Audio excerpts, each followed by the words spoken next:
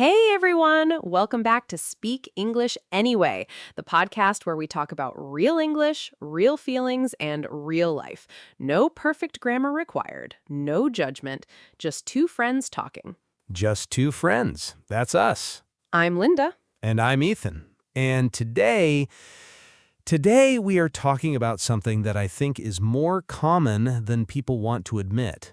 Much more common. And it is this. You want to learn English. You really do. But somehow you just don't do it. Yes. You say, okay, tomorrow I start. Tomorrow comes, you say, okay, next Monday. Next Monday comes, you say, okay, after the holidays. After the holidays, after the project, after things calm down a little. And things never calm down. They never do. And suddenly, 6 months have passed, and you are exactly where you were. And then comes the guilt. The guilt, yes. That heavy feeling of, I should be further along by now. I wasted so much time. I'm so behind. Why can't I just do it? And today, we want to talk about all of that. Why it happens, what's really going on underneath, and some small, honest things that actually help. Small and honest. No big dramatic solutions. No, because if big dramatic solutions worked, nobody would have this problem. Very true. Okay, before we start, if this is your first time here, welcome. Speak English Anyway is the podcast for real English learners. We talk, you listen, everybody grows a little. And if you enjoy this episode, subscribe, share, leave a comment. It really helps us reach more people who need to hear this. Okay, Linda, let me ask you something honest. Uh-oh. No, nothing bad. Have you ever had a period where you just stopped studying English completely? Just stopped?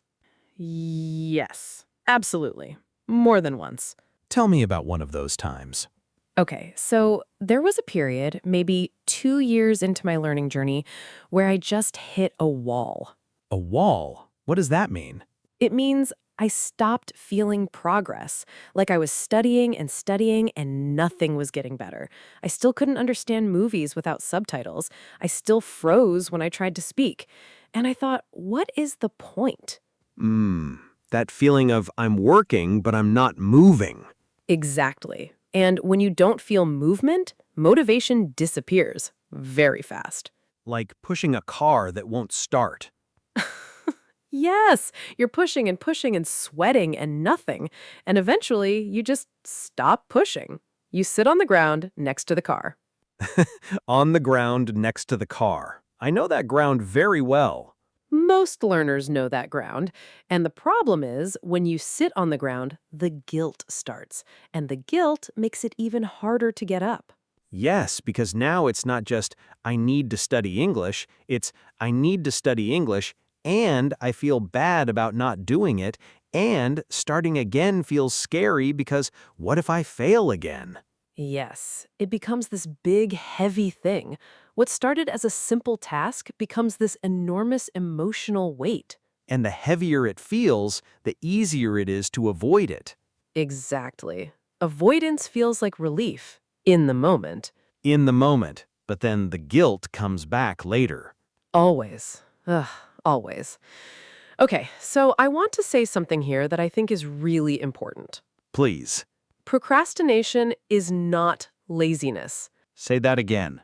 Procrastination is not laziness. It is not a character flaw. It is not proof that you are a bad student or a weak person. It is almost always a response to something uncomfortable. Like fear. Like fear, or overwhelm, or confusion about where to start, or just the feeling that you're not making progress, or just plain exhaustion from real life. So procrastination is not, I don't care. It's actually, I care too much and this feels too hard. Yes, exactly. Procrastination and caring often live in the same house. Procrastination and caring live in the same house. That hits differently. Because the people who truly don't care, they don't feel guilty, they just don't do it. no problem. Right, but the people who procrastinate, they feel the guilt, which means they care, which means the desire is still there. The desire is still there. It's just buried under a pile of this feels too big. I don't know where to start. What if I'm not good enough? So, the first thing is, don't add shame to the pile. Please, the pile is already heavy enough. The pile is already heavy enough. So, what do? How do we get up from the ground next to the car? Okay, so I want to start with something that sounds almost too simple, but it works. And it works because of the way our brain actually functions. Tell me. Make it smaller than feels necessary. Smaller than feels necessary. What does that mean? Okay, so most people, when they decide to start studying English again, they make a big plan. Okay, I will study 1 hour every day. I will watch 2 English videos. I will write 10 new words. I will be fluent by summer. Yes, I will be fluent by summer. And the plan feels good. It feels motivating. For about 2 days. 2 days maximum.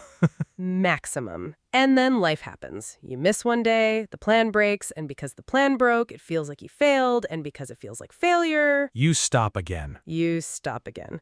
So instead, make it so small that it feels almost silly. How small? 5 minutes. Literally, 5 minutes. 1 video, 3 new words, 1 page. Something so small that your brain cannot say, I don't have time for this. Because your brain can always find 5 minutes. Always. And here is the magic. Once you start, you usually do more than 5 minutes. Because starting is the hard part. Starting is almost always the hard part. The resistance is at the door. Once you're inside, it's usually fine.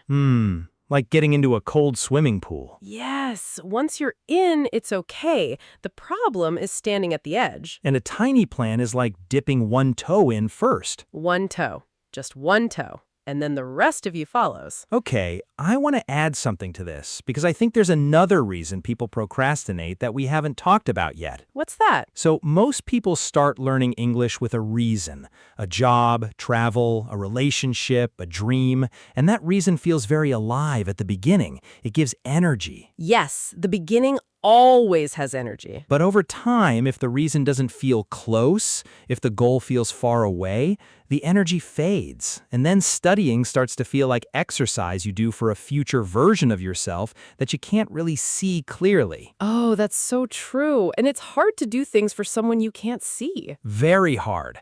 So one thing that really helps is reconnect with your reason. Not a vague reason, a real, specific, emotional reason. What's the difference? A vague reason is, I want to speak English well. A real reason is, I want to be able to call my colleague in London without my heart racing. Or, I want to understand the lyrics of my favorite song. Or, I want to travel alone and feel confident asking for help. A real reason has a picture in it. Yes, a real reason has a picture, a feeling, a specific moment you can imagine. And when studying feels hard, you can go back to that picture. Like a little anchor. Like an anchor. It doesn't float away so easily. I love that. So the question is not, why do I want to learn English? The question is, what does the moment look like when English changes my life? Exactly. Get specific, get emotional, make it real. But there's one more thing that I think people forget. What? Celebrate tiny things. Celebrate tiny things like, congratulations, you watched a 5-minute video. Yes, exactly like that. Really? Really, because here's what happens in most people's brains. They do something small, they learn 3 words, they watch 1 video, they listen to 5 minutes of a podcast, and then they think, that was nothing. That doesn't count. I need to do more. The brain dismisses the small win. Dismisses it completely. And when the brain dismisses the win, there is no reward. And when there is no reward, motivation doesn't grow. So you need to give yourself the reward on purpose. On purpose, deliberately. You say to yourself, I did that. That was real. That counts. Good job. Even if it was only 5 minutes? Especially if it was only 5 minutes. Because 5 minutes today is infinitely more than 0 minutes. And the brain that gets a small reward wants to come back tomorrow. The brain that gets a small reward wants to come back tomorrow. That's actually kind of beautiful.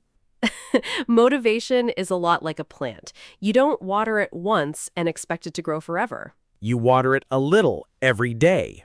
Every day, small water, consistent water, and slowly it grows. Okay. I think we should also talk about something that nobody really says out loud about motivation. Say it. Because people wait. They say, I will study when I feel motivated. But motivation is shy. It doesn't always show up first. Sometimes you have to start without it, and then it arrives. Yes. You open the book, you press play on the podcast, you write the first word, and somewhere in the middle of doing the thing, motivation quietly walks through the door.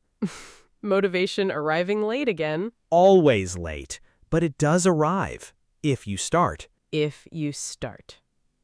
Okay, word tour time. Let's go through some important words from today. Yes. Slowly and clearly. Ready? Ready. First word, procrastinate. To procrastinate means to delay doing something you need to do, usually because it feels uncomfortable or overwhelming. For example, I keep procrastinating on my English studies because I don't know where to start. Or, procrastinating doesn't mean you don't care. It usually means something feels too hard. Procrastinate. Repeat. Procrastinate. Procrastinate.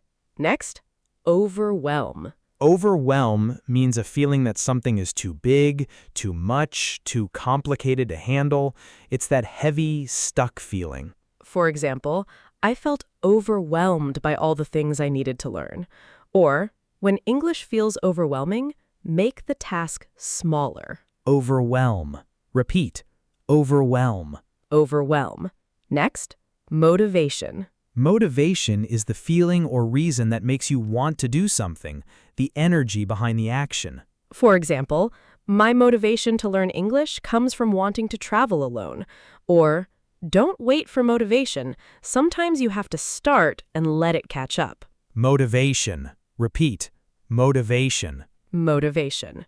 Next, consistent. Consistent means doing something regularly, again and again without big gaps. Not perfect, just regular. For example, she wasn't perfect, but she was consistent, a little every day. Or, consistent small steps beat occasional big efforts. Consistent. Repeat. Consistent. Consistent. Next, dismiss. To dismiss something means to treat it as unimportant, to push it away without giving it value. For example, don't dismiss your small wins. They matter more than you think. Or, he dismissed his progress, and that made it hard to stay motivated. Dismiss. Repeat. Dismiss. Dismiss. Next, anchor. An anchor is something that keeps you steady and connected. In today's context, your reason for learning English is your anchor. It keeps you from drifting away. For example, my anchor is wanting to speak English with my international colleagues. Or, when motivation fades, go back to your anchor. Anchor. Repeat. Anchor. Anchor. And last one, deliberately. Deliberately means doing something on purpose, with intention, not by accident. For example, celebrate your progress deliberately. Don't wait to feel proud, choose to feel proud.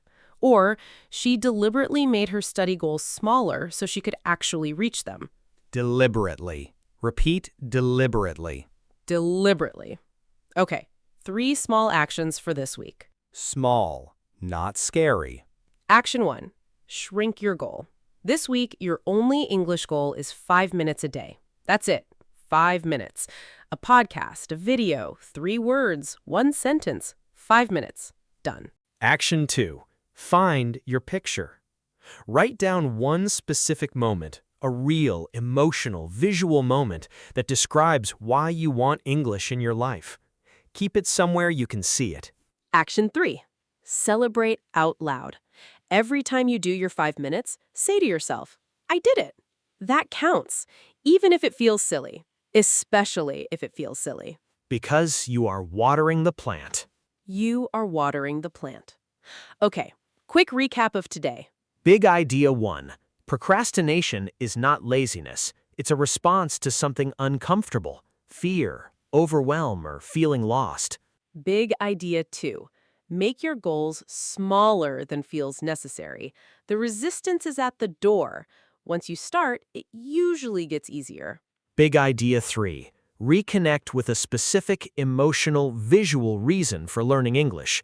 A vague reason fades. A real reason anchors you. Big idea 4. Celebrate small wins deliberately. The brain that gets a reward wants to come back. And big idea 5. Don't wait for motivation to start. Start first. Motivation will catch up. And if you've been sitting on the ground next to your car for a while, that's okay. Really, it doesn't mean you failed. It just means you're ready to try again. And trying again, even after a long pause, is one of the bravest things a learner can do. One of the bravest. Okay, our question for the comments today. What is your anchor? What is the one real specific reason you want to speak English? Tell us. We really want to know. Take care of your English. And take care of your heart. This is Linda. And this is Ethan. You've been listening to Speak English Anyway. Bye, everyone. Bye. And remember, 5 minutes today is more than 0, always.